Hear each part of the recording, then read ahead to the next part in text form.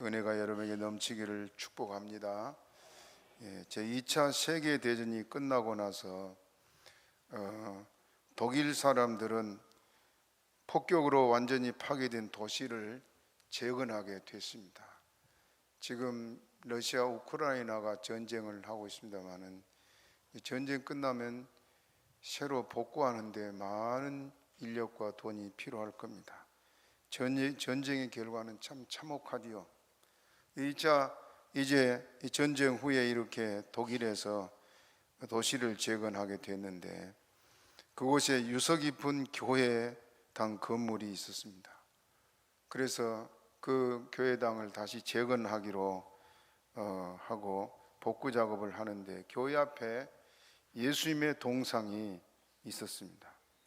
한 가지 먼저 여러분이 기억할 것은 우리 개혁주의 교회에서는 동상을 세우지를 않습니다.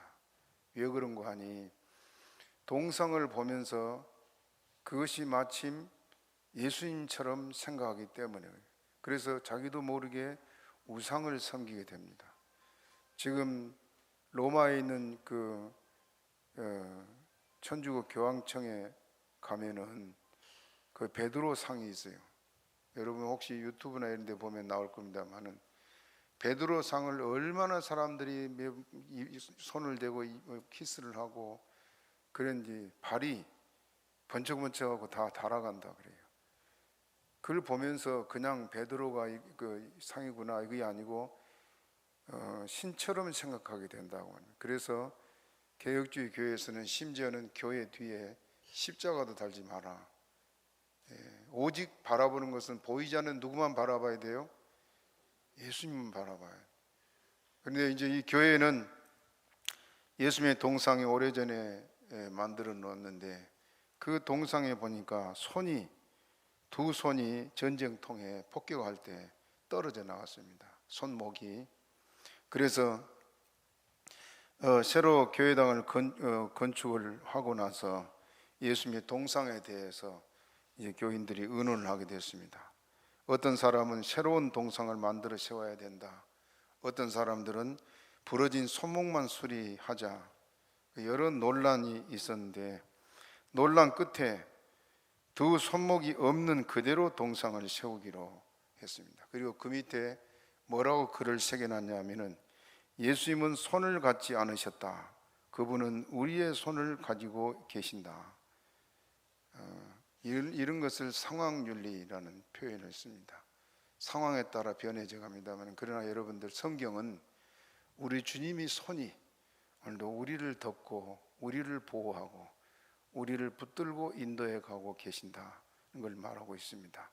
그래서 오늘은 따라합시다. 하나님의 손끈을 다시 하나님의 손끈을 16절 읽어봅니다. 16절 시작. 내가 내 말을 내 입에 두고 내 손그늘로 너를 덮었나니. 거기까지 따라합시다. 내 손그늘로 너를 덮었나니. 그래서 이 말씀을 가지고 오늘 함께 은혜를 나누도록 하겠습니다. 성경 먼저 한두 구절 읽겠습니다. 신명기 5장 15절을 읽겠습니다. 시작. 너는 기억하라. 내가 애굽 땅에서 종되었던 너의 하나님 여호와가 강한 손과 편 발로 너를 거기서 인도하여 내었나니 그러므로 너의 하나님 여호와가 너를 명하여 안식일을 지키라 하느니라. 따라합시다. 여호와가 강한 손과 편 팔로 너를 거기서 인도하여 내었나니. 뭘로 인도했다고요? 강한 손, 편 팔로. 그 소돔과 고모라 성에서 그 롯의 가족이 재산이 많으니까 그거 못 버리고 떠나지 못하고 막 주저했지요. 그럴 때 어떤 일이 있었습니까? 두 천사가 이 가족의 손을 다 붙잡고 그냥 끌고 나갔습니다. 그래 가다가 그 롯의 처는 뒤돌아보다가 소금길이 되어버렸잖아요. 하나님이 오늘 그 손으로 우리를 인도하시고 이끄시고 우리를 덮어주시고 또 보호해 준 걸 믿으시길 바랍니다.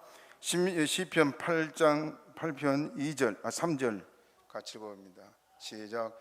주의 손가락으로 만드신 주의 하늘과 주의 베풀어 두신 달과 별들을 내가 보오니. 주의 손가락으로 세상을 천지 만물을 창조하셨다 말씀하고 있습니다. 그러므로 먼저 우리가 첫째로 생각할 것은 세상을 의지하지 말라. 여러분, 우리가 어려운 일을 당하면 모든 게 풍족하고 넉넉하고 걱정이 없으면 의지할 게 뭐 있습니까? 그리고 힘들고 어렵고 위기를 만나고 그러니까 도움이 필요하지 않습니까? 그래서 그럴 때는 누구를 보느냐? 사람을 쳐다보게 돼 있어요. 당장 여러분 집에 재산 지금 돈 때문에 막 급한 일이 생겼다. 누구 쳐다봐요? 먼저 가까운 사람들을 막 돌아보면서 누가 나를 도와줄 수 있을까? 그리 됩니다. 그래서 사람을 의지하게 되는데 하나님은 그것을 원치 않습니다. 그래서 12절 같이 읽어봅니다. 12절 시작.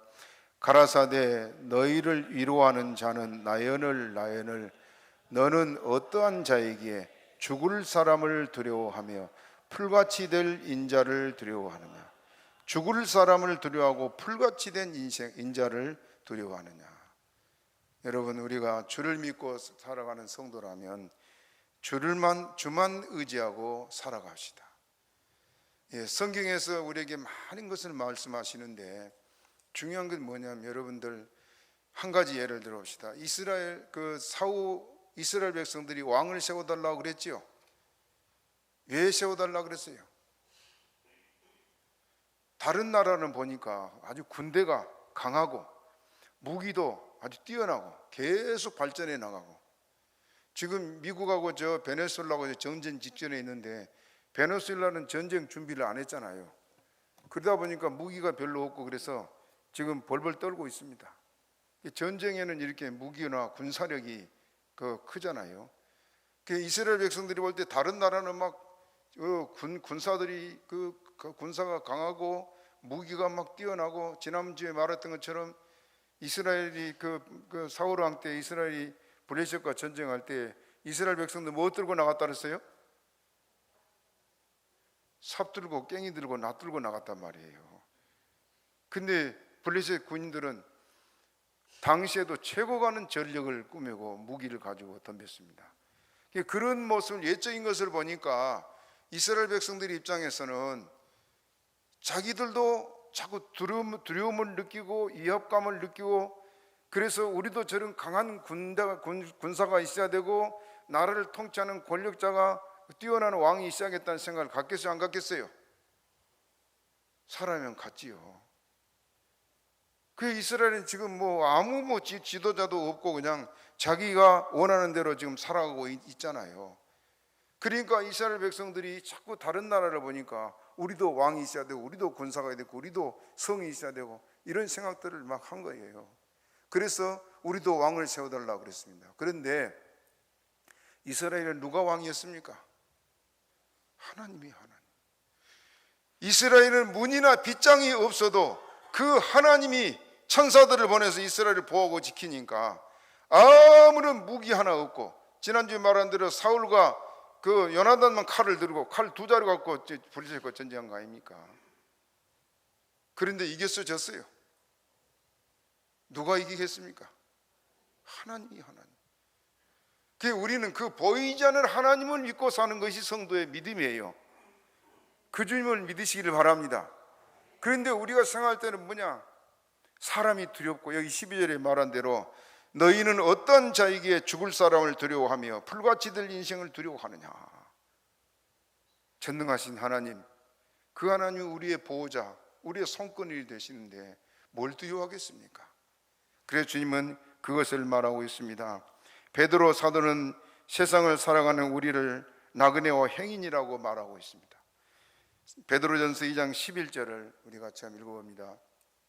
시작. 사랑하는 자들아, 나그네와 행인 같은 너희를 권하노니 영혼을 거스러 싸우는 육체의 정욕을 나그네와 행인 같은 너희.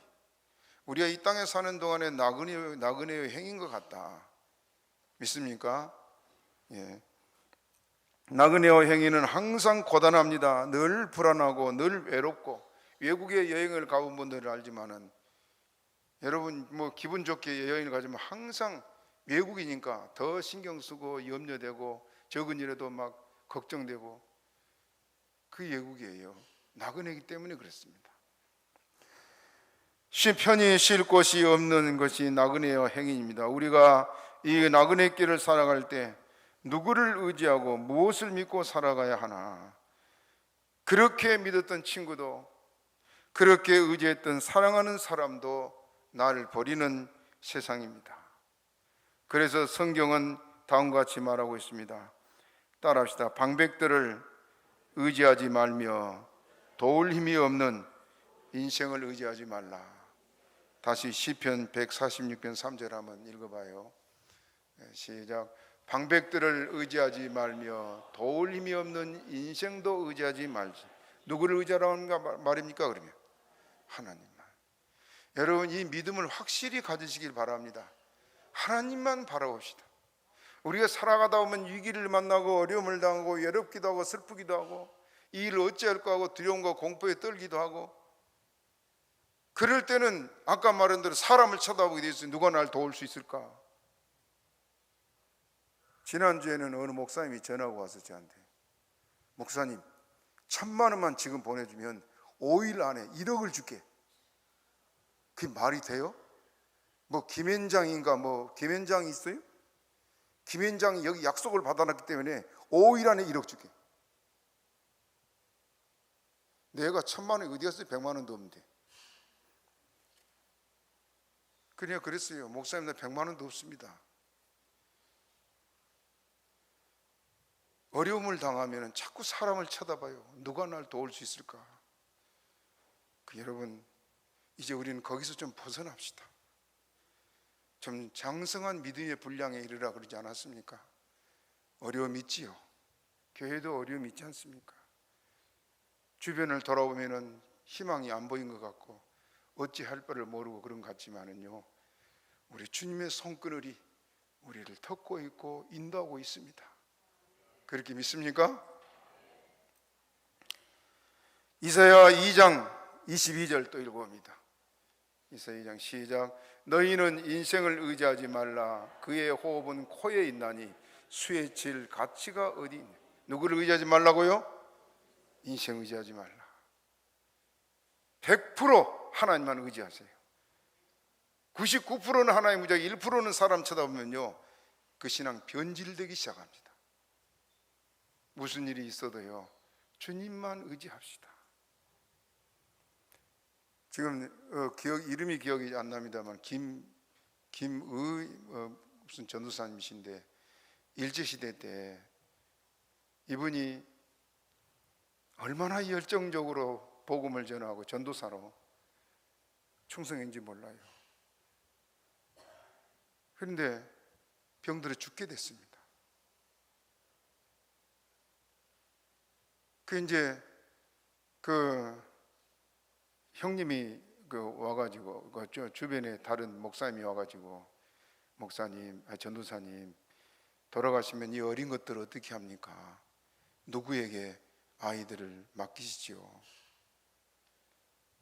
전도사님이 태연하게 하는 말이, 목사님, 저는 이미 하나님께 맡겼습니다. 그러고 죽었어요. 세 아들이 어떻게 컸는지 몰라도 의사가 되고 교수가 되고, 하나님이 기르십니다. 사람 의지하지 맙시다. 사람 때문에 상처받은 거 얼마나 많습니까? 사람 믿지 맙시다. 우리가 의지하고 사랑하신 이는 주님뿐이십니다. 그래서 여기 다시 너는 어떤 자이기에 죽을 사람을 두려워하며 풀같이 될 인자를 두려워하느냐 말하고 있습니다. 하나님의 택하심을 받고 특별한 은총으로 살아가던 이스라엘이지만은 그들이 바빌론의 전쟁 포로로 끌려가서 노예로 무거운 짐을 지고 힘들게 살아야 했습니다. 고된 노동과 채찍으로 고통하며 슬퍼하던 이 이스라엘 백성들 어떻게 했느냐? 그들이 의지할 손그늘은 하나님밖에 없기 때문에 그들은 밤마다 강가에 나가서 하나님께 부르짖어 기도하지 않았습니까? 바벨론에 끌려간 그들을 도울 자가 누가 있습니까? 아무도 없지요. 정말 궁지에 몰려 있을 때 우리를 도와주는 주님밖에 없습니다. 평생 살아가는 동안에 그 주님 의지하시기 바랍니다. 오늘도 하나님의 날개 그늘에 피하는 자, 하나님의 손그늘을 의지하는 자가 복이 있습니다. 왜 그런가? 하나님의 손그늘은 따라합시다. 위로하는 손그늘이기 때문이다. 우리 주님은 먼저 우리를 위로하신다. 문제가 생겼을 때 먼저 도와준 것이 아니고 우리 마음부터 진정시키고 위로하게 하신다.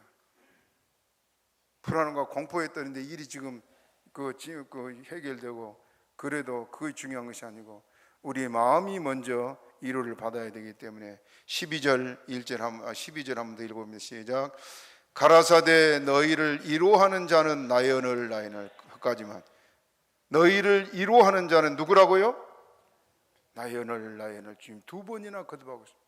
내가 너희 위로자다. 내가 사람에게 위로받고 싶어서 여러분이 어려움이 있을 때요, 사람이 위로받고 싶어서 너무너무 억울하고 힘든 것을 말을 하면 그것이요 빙빙 돌아서 안 좋은 말이 붙어가지고 더 못 쓸 사람 돼서 돌아온 것이 많습니다. 사람의 입술은 참 무섭습니다.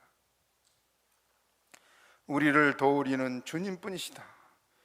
그런 마음의 고통과 괴로움이 있는 사람을 주님께서 도우시는데, 세상을 우리는 고해바다 늘 그렇게 말하잖아요.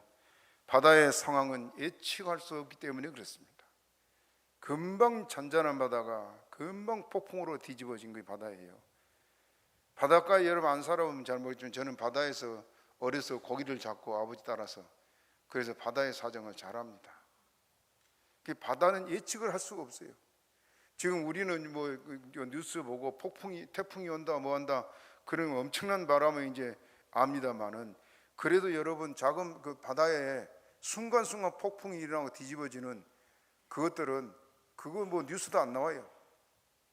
뭐 지난주도 보니까 낚싯배 갔던 사람들이 배가 확 뒤집어진 것이 동영상에 나오더라고요. 참 바다 무섭습니다. 이거이 세상이에요, 세상. 그래서 우리가 살아가는 세상을 고해 바다. 예측할 수 있습니까? 잠시 후에 일어날 일들을 우리는 모릅니다. 욥의 경우를 한번 생각해 봅시다. 욥의 가정에 엄청난 그 환란이 있기 직전까지 욥은 불안했어요, 평안했어요? 걱정 하나 없었어요. 걱정 하나. 그리고 그런 엄청난 일이 일어날 것은 꿈에도 생각하지 않았습니다. 꿈에도.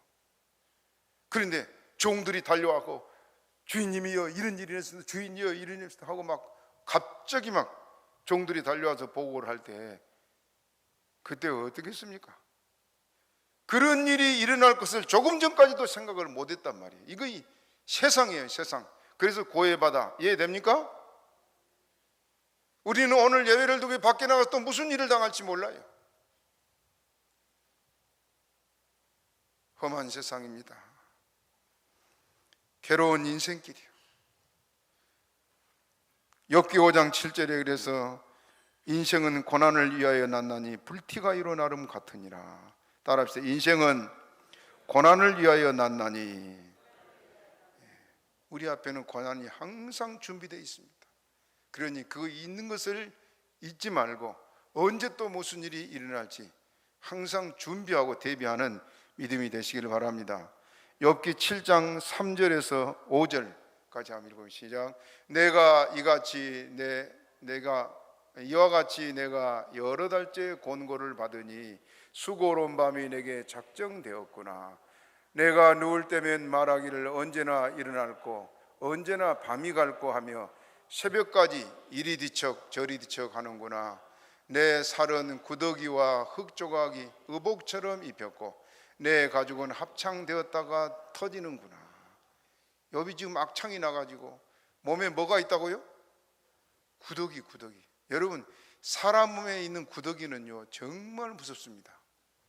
제 스승의 얘기를 들었더니 6.25 전쟁 때 이제 그 전쟁한 군인들이 부상을 입고 오면 거기서 간호를 했대요. 간호를 했는데 군인들이 뭘 제일 고통스러워하냐면 몸에 구더기가 생기면은요, 막 구더기 파먹으니까 막을 쓰고 못 견디는 거라. 그래 가서 손으로 이렇게 뽑으려고 하면 구더기를 빼내려고 하면 구더기가 사람에 있는 그걸 많이 먹고 미끌미끌 해가지고 빠져나오지는 않대요. 퉁퉁한 구더기들이. 그래가 핀셋으로 꽉 늘어고 뽑아야 될 만큼 그 구더기 생기면 아주 너무나 힘들다 그래요. 그런데 지금 욥의 몸에 그 구더기가 생겨가지고 밤새도록 막 구더기가 뜯어먹지요. 몸은 가렵지요. 그래서 악창이 그 진물이 붙었다가 막 터지면서 상상을 해봐요. 기가 막히잖아요. 그래서 이리지적 저리지적 언제나 밤이 갈고 언제나 새벽이 올고 그러면서 살았다 그래요. 그런 일이 욥의 가정에 있을 줄 알았습니까? 그래서 욥기 7장 16절에 보면 내가 생명을 싫어하고 항상 살기를 원치 아니하오니 나를 놓으소서 내 날은 헛것입니다. 내가 생명을 싫어하고 나를 데려가 달라고 기도한 거예요. 내 생명을 싫어하고 항상 살기를 원치 아니하오니 나를 놓으소서. 이제 나를 놔주고 내 생명 걷어달라는, 얼마나 고통스러웠으면 욥이 이런 기도를 했겠습니까? 우리가 살아가는 세상에 이런 어려운 일이 종종 있습니다마는 이런 고통과 괴로움 속에서 주님께서 그 손그늘로 우리를 덮으시고 있다 그 말입니다. 믿습니까? 자, 다시 정리해 봅시다. 욥의 이런 위기를 오랜 날들 고통을 당했는데 그 고통을 당해 주변의 사람 다 떠나고 친구들마저 와가지고 욥을 막 저주했지요. 그 욥은 더 이상 희망이 없어. 더 이상 그날이 짧지 않고도 막 길었다 그랬어요. 길었다. 그런데 여러분, 그걸로 끝났습니까?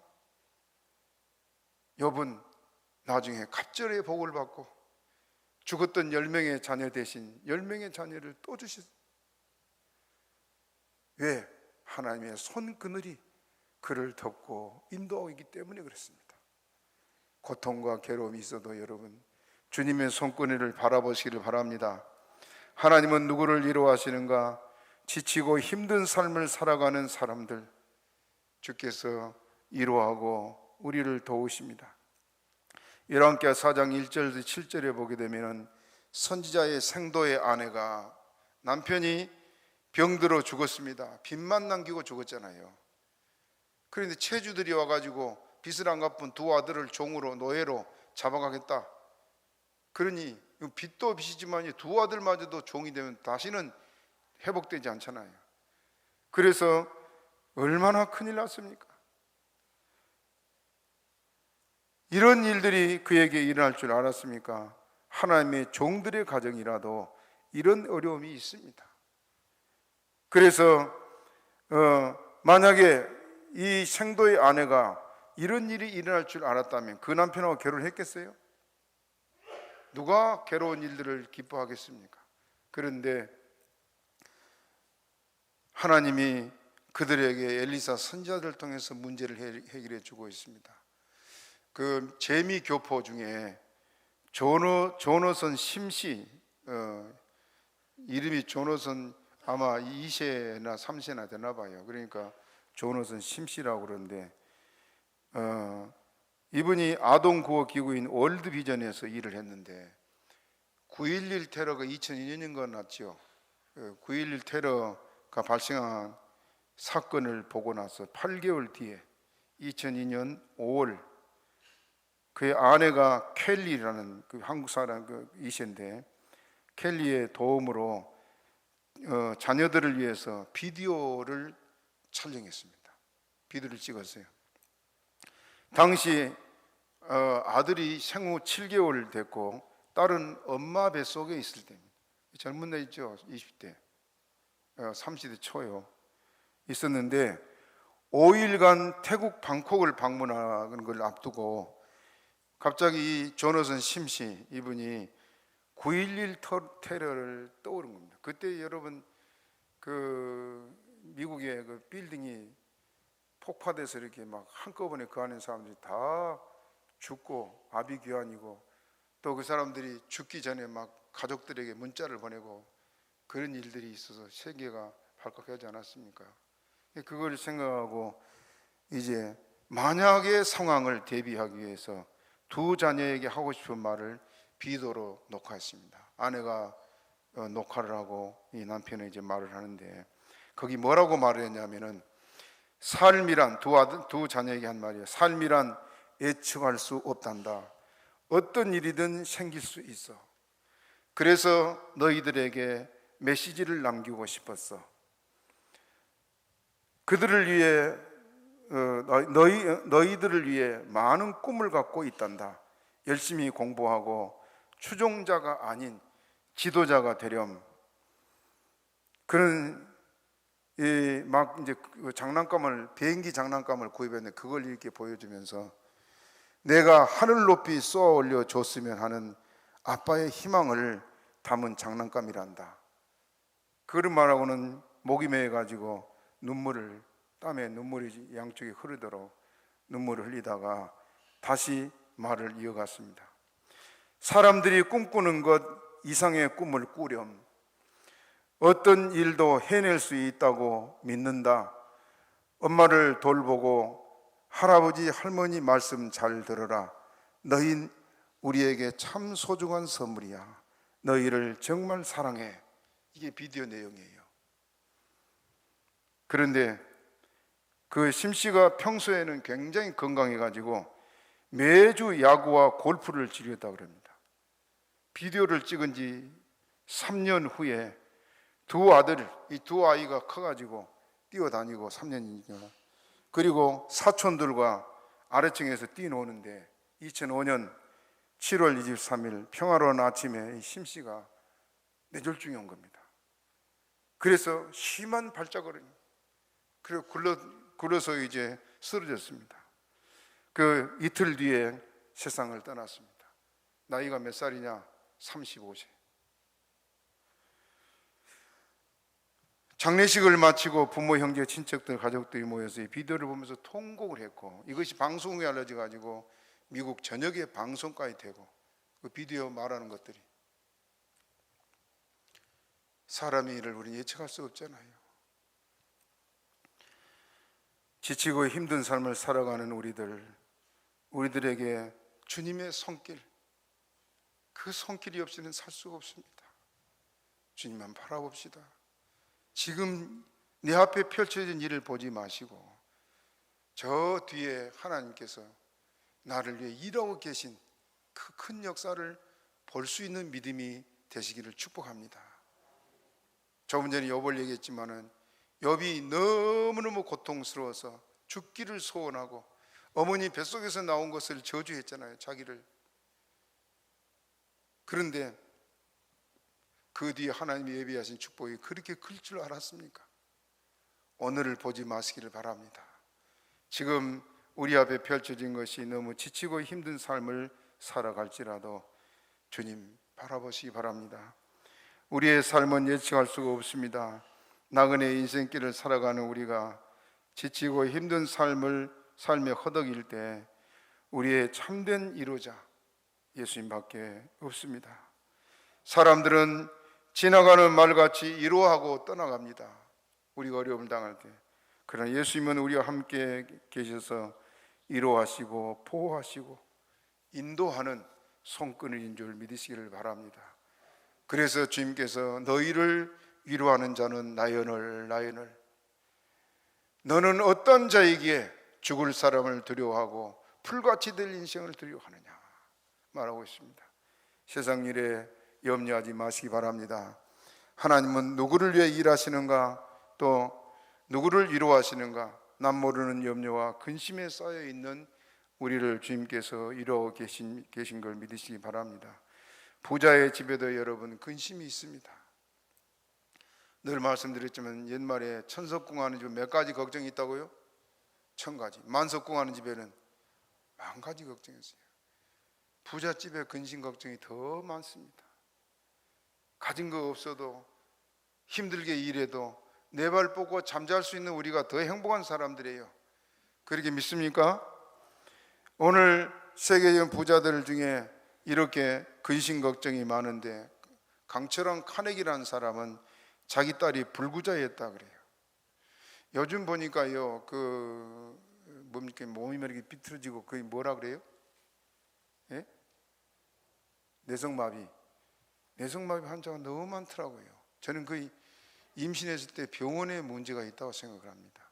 전혀 없었던 일들이 많은데, 왜냐하면 초음파나 이런 것이 그렇게 하고, 전에 우리 교회 어느 부목사님 한 분도 임신된 걸 모르고 병원을 갔어요.